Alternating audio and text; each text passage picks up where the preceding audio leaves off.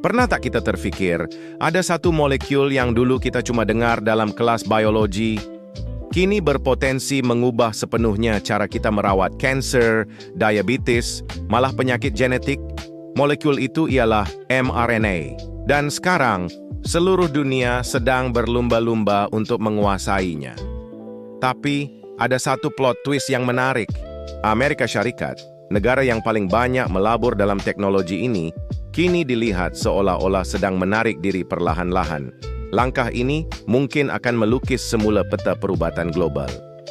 Oke, sebelum kita pergi lebih jauh, apa sebenarnya mRNA ini?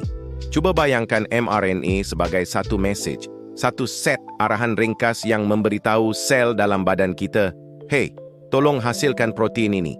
Protein inilah yang mengawal hampir semua fungsi badan kita. Jadi, kalau sel kita rosak, bermutasi, atau gagal menghasilkan protein yang betul, itulah punca munculnya penyakit seperti kanser, penyakit genetik, atau masalah autoimun. Dengan teknologi mRNA, kita seolah-olah boleh menghantar arahan baharu kepada sel kita. Arahan untuk membaiki kerosakan, melindungi diri daripada jangkitan, menyerang sel tumor secara spesifik, atau membetulkan gene yang rosak menggunakan sistem canggih seperti CRISPR. Dan bahagian yang paling menakjubkan ialah mRNA tidak mengubah DNA asal kita. Ia umpama seorang postman yang sangat efisien. Dia datang, hantar mesej, pastikan kerja selesai. Kemudian dia hilang tanpa meninggalkan sebarang kesan. Selamat dan sementara. Tapi ada satu cabaran besar. mRNA ini sangat rapuh. Kalau kita suntik terus ke dalam badan macam tu saja, sistem pertahanan badan kita akan musnahkannya serta-merta. Sebab itulah mRNA perlu dibungkus dalam gelembung lemak mikroskopik yang dipanggil nanoparticle lipid. Bayangkan nanopartikel ni macam sebuah kapsul perisai yang dilengkapi dengan sistem GPS. Ia bukan sahaja melindungi mRNA, tapi juga menghantarnya tepat ke sel sasaran, sama ada sel tumor, sel hati, atau sel imun yang kita mahu latih. Tanpa nanopartikel, teknologi mRNA takkan menjadi. Sekarang, teknologi ini bukan lagi sekadar teori dalam makmal. Vaksin kanser yang dicipta khas untuk setiap pesakit sedang dalam fasa ujian klinikal. Ada terapi untuk diabetes jenis 1 yang cuba mengajar sistem imun untuk berhenti menyerang sel badan sendiri. Malah, terapi genetik in vivo yang boleh menyunting DNA terus di dalam badan juga sedang bergerak pantas ke fasa ujian klinikal. Ini adalah revolusi perubatan yang sedang berlaku di depan mata kita.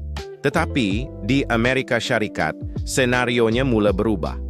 Sokongan politik dan dana untuk penyelidikan mRNA dilihat semakin berkurangan sejak pandemik reda. Nah, jika Amerika Syarikat benar-benar memperlahankan langkah, apa akan jadi? Para saintis terhebat, syarikat bioteknologi termaju, dan penemuan-penemuan besar mungkin akan mula berpindah ke Eropah dan Asia, di mana sokongan masih kuat. Dan disinilah letaknya peluang keemasan untuk negara seperti Malaysia. Ini adalah peluang untuk kita. Kita boleh menjadi hub utama di rantau ini. Contohnya sebagai pusat pembuatan vaksin mRNA untuk Asia Tenggara, pusat ujian klinikal bagi terapi genetik terkini, atau pusat penyelidikan dan pembangunan R&D untuk nanopartikel biomaterial generasi baharu. Kita tidak perlu mengejar sejarah bioteknologi yang sudah berusia 50 tahun. Kita cuma perlu melompat terus ke teknologi generasi akan datang yang baru sahaja bermula. mRNA bukan lagi sekadar cerita tentang vaksin COVID. Ini adalah sebuah platform perubatan masa depan yang bakal mengubah segalanya. Dan sekarang, lembaran sejarah baharu sedang terbuka. Persoalannya, adakah kita hanya akan menjadi penonton, ataupun kita akan bangkit menjadi pemain utama dalam revolusi ini? Kalau Anda rasa topik ini menarik dan mahu saya sambung siri ini dengan lebih mendalam, jangan lupa untuk tekan butang suka, kongsi video ini, dan tinggalkan komen Anda di bawah. Percayalah, kita baru sahaja masuk bab yang pertama. Terima kasih kerana menonton.